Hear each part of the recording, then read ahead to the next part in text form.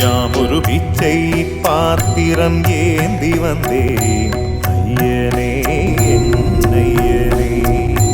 பிண்டம் என்னும் எலும்பொடு சதை நரம்புதிரமும் அடங்கிய உடம்பு எனும் பிச்சை பாத்திரம் ஏந்தி வந்தேன் ஐயனே என் ஐயனே.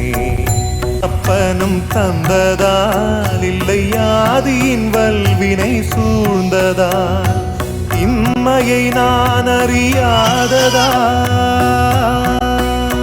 அறியாததால் சிறு பொம்மையின் நிலையினில் உண்மையை உணர்ந்தி அத்தனை செல்வமும் முன்னிடத்தில் நான் பிச்சைக்கு செல்வது எவ்விடத்தில்? வெறும் பாத்திரம் உள்ளது என்னிடத்தில், அதன் சூத்திரமோ அது உன்னிடத்தில்.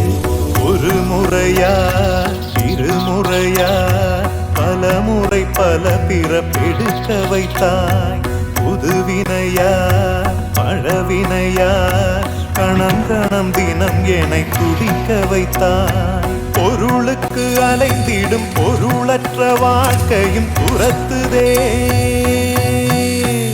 உன் அருள் அருள் அருள் என்று அலைகின்ற மனம் இன்று பிதற்றுதே.